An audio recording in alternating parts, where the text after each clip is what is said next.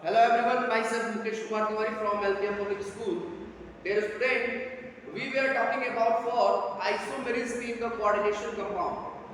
In my previous video lecture, you have already uh, concerned about the isomerism. Once again, I just want to illustrate the isomerism in the same way. So look at here. Today we have talked about the isomerism in coordination. Isomerism in coordination compounds. So the isomerism in coordination compound are broadly classified into two parts. This one is the classified into the two part. First one is the structural isomerism, and second one is the stereoisomerism.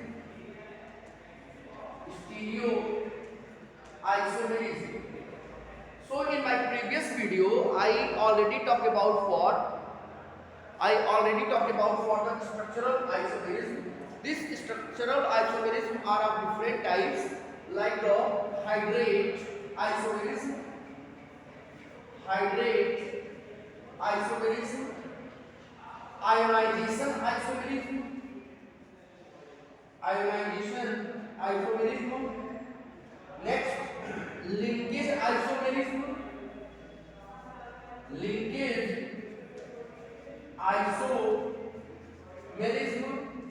and the last one is the coordination isomerism.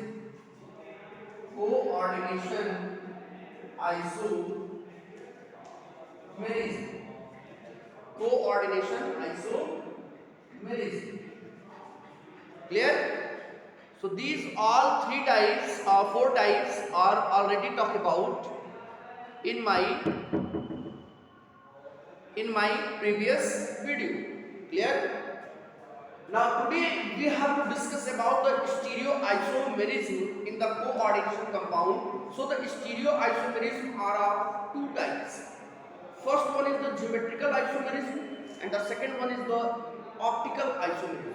Clear? Means today we talk about for first one is geometrical isomerism, and second one is the optical isomerism.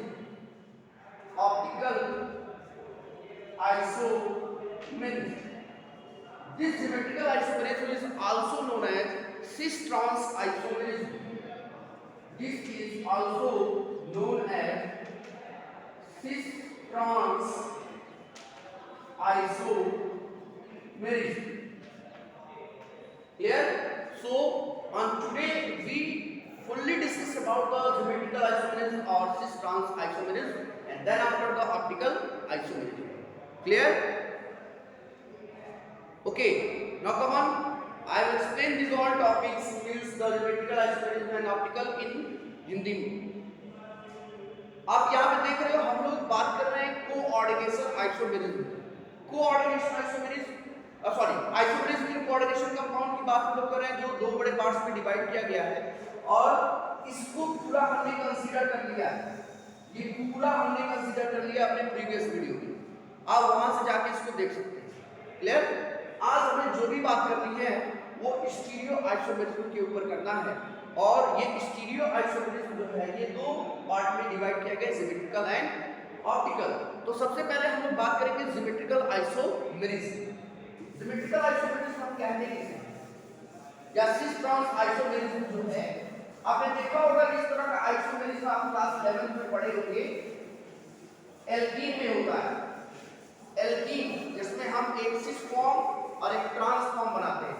जैसे मैं अभी बता दे रहा हूं, ये alkene के case में आपने सिस और ट्रांस फॉर्म बनाया होगा. ठीक है, आइए थोड़ा सा उसको इलस्ट्रेट करते हैं. जो cis-trans आइसोमेरिज्म है जो आपने एल्कीन में पढ़ा था वो कार्बन कार्बन डबल बॉन्ड, जैसे ये कार्बन कार्बन डबल बॉन्ड है, ठीक है। इस कार्बन कार्बन डबल बॉन्ड के पास एक एटम या ग्रुप ए और दूसरा एटम या ग्रुप बी, और यहाँ पर ए और यहाँ पर बी। तो यहाँ आपको बताया गया होगा कि अगर सेम एटम सेम साइड में होंगे तो वो सिस फॉर्म होता है। जैसे आप देख सकते हैं यहाँ पर ए सेम साइड है, बी सेम साइड है, मींस ये कौन सा फॉर्म है, ये है सिस फॉर्म। क्लियर? और जब किसी का हमें ट्रांसफॉर्म बनाना रहता है तो हम इसको ऊपर कर देंगे, इसको नीचे कर देंगे, एक को वैसे कांस्टेंट रखेंगे और दूसरे को रोटेट करेंगे, ठीक है। तो ये ऊपर हो जाएगा और ये नीचे हो जाएगा, तो बन जाएगा ऐसे C double bond C, single bond A, single bond B, यहाँ पर बन जाएगा ये single bond B, single bond A। अब क्या है, A एक दूसरे के 180 पे हो गया, यहाँ पर ट्रांस हो गया, B एक दूसरे के ट्रांस हो गए, मींस ये जो बन गया ये ट्रांसफॉर्म। ये क्या है, ट्रांसफॉर्म। तो ये तो सिस और ट्रांसफॉर्म हम लोग एल्कीन की बात कर रहे हैं, लेकिन सिस ट्रांस या ज्योमेट्रिकल आइसोमरिज्म, इसको हम ज्योमेट्रिकल आइसोमरिज्म भी कहते हैं। ये दोनों एक दूसरे के ज्योमेट्रिकल आइसोमर होते हैं, ठीक है ना। और हमें ये आइसोमरिज्म किसमें देखना है, कोऑर्डिनेशन कंपाउंड। क्लियर है? तो कोऑर्डिनेशन कंपाउंड में हम बात करने जा रहे हैं। यहां पर सबसे पहले आपको ये पता होना चाहिए, जो ये कोऑर्डिनेशन जो ज्योमेट्रिकल आइसोमरिज्म है, वो जो हम कोऑर्डिनेशन कंपाउंड में देखना शुरू कर रहे हैं, उसमें दो केस हम देखेंगे। एक जिसमें हैविंग कोऑर्डिनेशन नंबर 4 हो और एक जिसमें हैविंग कोऑर्डिनेशन नंबर 6 हो, ठीक है ना। यानी सबसे पहले हम बात करेंगे geometrical isomerism in coordination compound, geometrical isomerism in coordination compound having coordination number 4, यानी ऐसे ज्योमेट्रिकल ऐसे कोऑर्डिनेशन कंपाउंड की बात हम लोग करने जा रहे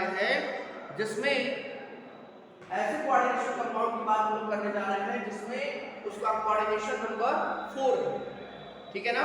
जैसे मान लीजिए, अगर एग्जांपल हम यहाँ लिखिए CuNH3 का होल 4 SO4। क्लियर है? तो यहाँ पर आप देख सकते हो कि यहाँ पे आप नंबर ऑफ लिगेंड देख रहे हो 4 है। नंबर ऑफ लिगेंड कितना है, 4। तो जब नंबर ऑफ लिगेंड 4 है, तो यहाँ पे कोऑर्डिनेशन नंबर क्या है, 4 है। तो कोऑर्डिनेशन नंबर 4 में हम लोग दो केस कंसीडर करेंगे, ठीक है ना। मतलब होता ये है कि जिस कॉम्प्लेक्स कंपाउंड में कोऑर्डिनेशन नंबर 4 होता है, इसमें कोऑर्डिनेशन नंबर 4 होता है, वो दो तरह के कॉम्प्लेक्स बनाते हैं, उनके दो तरह के कॉम्प्लेक्स होते हैं, ठीक है। इसको हम बाद में देखेंगे, लेकिन समझ लीजिए ऐसे कोऑर्डिनेशन कंपाउंड जिसमें कोऑर्डिनेशन नंबर 4 हो, वो दो तरह के कॉम्प्लेक्स बनाते हैं। एक होता है स्क्वायर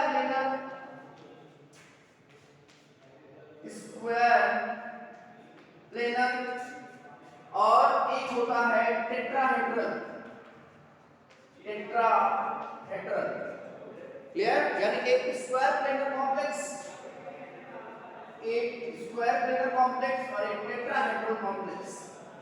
ये दो तरह के कॉम्प्लेक्स होते हैं कोऑर्डिनेशन नंबर 4 में।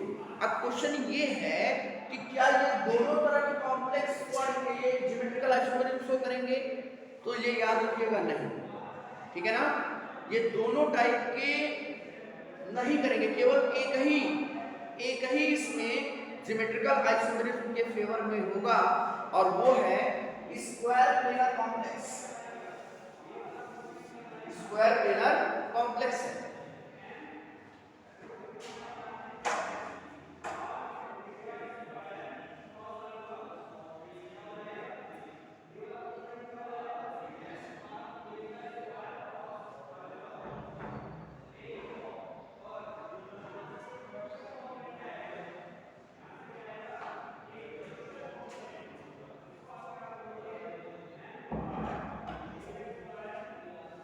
ओके, तो हम लोग बात कर रहे थे कि स्क्वायर प्लेनर कॉम्प्लेक्स जिसमें ये कोऑर्डिनेशन नंबर 4 है, वो दो तरह के कॉम्प्लेक्स बनाएंगे, स्क्वायर प्लेनर और टेट्राहेड्रल। तो जो स्क्वायर प्लेनर वाले हैं वही सिमेट्रिकल आइसोमेरिज्म शो करेंगे और टेट्राहेड्रल वाले नहीं करेंगे। तो इसके पीछे रीजन क्या है? रीजन ये है कि अगर कोऑर्डिनेशन नंबर 4 में हम टेट्राहेड्रल कॉम्प्लेक्स की बात करते हैं तो टेट्राहेड्रल कॉम्प्लेक्स वाले में जो लिगेंड होते हैं वो एक दूसरे के बहुत ही एडजेसेंट में होते हैं, बहुत ही करीब में होते हैं। तो ऐसे केस में हम उसका सिस और ट्रांसफॉर्म नहीं बना सकते, ठीक है ना? ऐसे केस में हम उसका सिस ट्रांस नहीं बना सकते और यही रीजन है कि जो कॉम्प्लेक्स जिसमें कोऑर्डिनेशन नंबर 4 होता है, जो दो तरह के कॉम्प्लेक्स में आते हैं स्क्वायर प्लेनर और टेट्राहेड्रल, तो इसमें स्क्वायर प्लेनर का ही बना सकते हैं, टेट्राहेड्रल का नहीं बना सकते, क्योंकि टेट्राहेड्रल कॉम्प्लेक्स में लिगेंड बहुत ही करीब में एडजेसेंट में होते हैं, जिसकी वजह से ये हमें देखने को मिलता है। तो ये चीज याद रखिएगा, ठीक है? आपसे पूछ देगा कि बताइए जो ज्योमेट्रिकल आइसोमेरिज्म है कोऑर्डिनेशन नंबर 4 में कौन से कॉम्प्लेक्स इसको शो करते हैं, मतलब स्क्वायर प्लेनर वाले करते हैं कि ये आपका टेट्राहेड्रल वाले करते हैं? तो टेट्राहेड्रल वाले नहीं करते, स्क्वायर प्लेनर वाले करते हैं, ये याद रखिएगा, ठीक है ना? अब आगे हम लोग बात करते हैं यहाँ पर जो मान लीजिए एक कॉम्प्लेक्स है, एक कॉम्प्लेक्स का एग्जांपल मैं दे रहा हूं, याद रखिएगा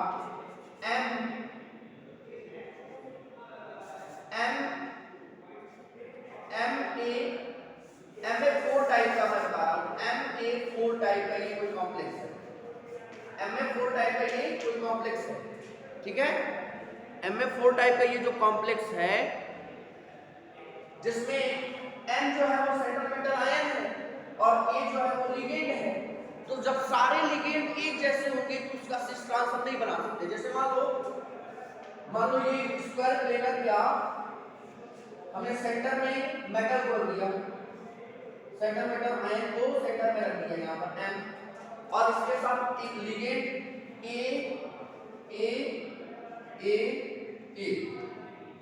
ये सारे लिगेंड एक तरह के हैं, तो जब एक तरह के लिगेंड होंगे तो वहां पर हम उसका सिस ट्रांसफॉर्म नहीं बना सकते, ये याद रखिएगा, ठीक है ना? MA4 टाइप के यानी ये ज्योमेट्रिकल इस तरह के जो कॉम्प्लेक्स है वो ज्योमेट्रिकल आइसोमेरिज्म शो नहीं करेगा, यानी ये इसका सिस और ट्रांसफॉर्म हम नहीं बना पाएंगे, ठीक है? दूसरा है आपका MA3B टाइप का, MA3B टाइप का, ठीक है? तो क्या हम इसका बना सकते हैं MA3B टाइप का? यहां पे भी नहीं बनेगा। कारण क्या है कि यहां पर जो है आप देखिएगा, यहां पर M को सेंटर में रख दिए और यहां पर A और B, यानी 3A एक जैसे हैं और B है, ठीक है ना? तो यहां पर भी इसका सिस ट्रांस नहीं बनेगा क्योंकि ये तीनों जो हैं वो सेम है, सेम लिगेंड है। तो ऐसे केस में ये भी ज्योमेट्रिकल आइसोमेरिज्म के फेवर में नहीं होगा, ठीक है? अब ज्योमेट्रिकल आइसोमेरिज्म के फेवर में कब कौन होगा, आइए आगे बात कर लेते हैं। दूसरा जो टाइप है, तो इसका नेक्स्ट टाइप है वो है MA2B2 टाइप, MA2B2 टाइप, ठीक है ना?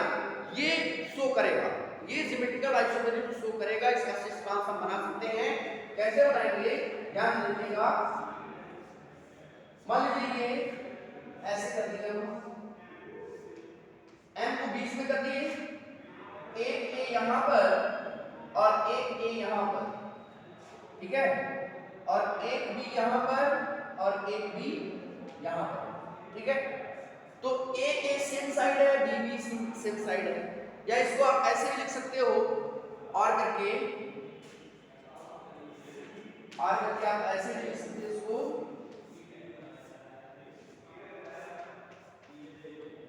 ये आपका हो जाएगा A और ये B। तो ये हमारा है कौन सा ये हमारा है सिस फॉर्म। ये हमने A same side B same side कर दिया है, तो ये सिस फॉर्म बन गया। ये बन गया सिस फॉर्म। ठीक है, ये भी हो सकता है, ये भी हो सकता है। अब इसी का अगर हमें ट्रांसफॉर्म बनाना हो तो ट्रांसफॉर्म हम कैसे बनाएंगे, तो उसको भी देख लीजिए, इसी के बगल में बना दे रहा हूं मैं। मान लीजिए ये सिस फॉर्म बना हुआ है, इसी का ट्रांस बनाना है, तो इस ए को, इस वाले ए को यहां कर दीजिए और बी को यहां कर दीजिए। ठीक है ना, दोनों एक दूसरे के अपोजिट हो जाएंगे तो ट्रांसफॉर्म बन जाएगा। यानी ऐसे इस तरह से हम इसका एम यहां कर दिए, ए बी बी, तो ये हो गया ये ट्रांसफॉर्म बी बी ए। ठीक है ना, ये हो गया ट्रांसफॉर्म। तो इस तरह से हम लोग सिस फॉर्म और transform coordination number 4 specially square planar complex में हम देखते हैं। ठीक है ना, हमारे जो कोई एग्जांपल हम लोग यहाँ पे कंसीडर करें, तो एग्जांपल आप इसको देख लीजिए। एग्जांपल के तौर पे मान लीजिए एक कॉम्प्लेक्स दिया गया है आपको पीटी NH3 का होल ट्वाइस Cl2 और इसके ऊपर दिया है 2+। ठीक है ना, आपको बताना है कि इसका सिस ट्रांस बनेगा कि नहीं बनेगा। तो आप देख रहे हो ये Na2B2 टाइप का कंपाउंड है, तो इसका सिस ट्रांस बना सकते हैं। क्या करेंगे हम बीच में मतलब सेंटर में Pt को रखेंगे और यहां पर एक NH3 ऐसे, दूसरा NH3 ऐसे, यहां पर एक Cl ऐसे और एक Cl ऐसे। ठीक है, और यहां पर 2+ चार्ज है, तो छोटा सा एक ब्रैकेट बनाकर यहां 2+ लगा देंगे। ये सेम साइड है, NH3 same side, Cl same side, तो ये बन गया सिस फॉर्म। ये कौन सा फॉर्म बना है, सिस फॉर्म।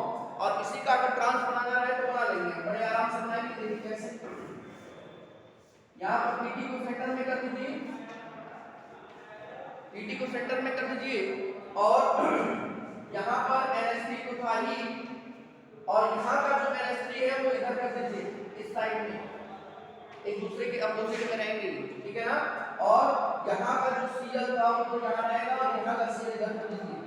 ठीक है, और यहां पर छोटा सा एक ब्रैकेट लगा के यहां 2+ दिखा दीजिए, तो ये बन गया इसका ट्रांसफॉर्म। ये इसका बन गया कौन सा फॉर्म, ट्रांसफॉर्म। तो सिस फॉर्म और ट्रांसफॉर्म हम लोग कोऑर्डिनेशन नंबर 4 में ऐसे बनाते हैं। तो याद रखिएगा इसको, सिस फॉर्म और ट्रांसफॉर्म कैसे बनाना है। ठीक, ऐसे ही मान लीजिए कोई एग्जांपल आपको दिया गया हो, मान लीजिए आपको दिया गया है Pt Py का होल ट्वाइस Cl2 और इसके ऊपर भी दिया है 2+, तो इसका आप बना लेंगे। इसको आप अरेंज कर लीजिएगा, Py same side, Cl same side, और उसके बाद दोनों को अपोजिट कर दीजिएगा। ठीक है, तो इस तरह से हम लोग सिस और ट्रांसफॉर्म बना लेते हैं कोऑर्डिनेशन नंबर 4 में। क्लियर।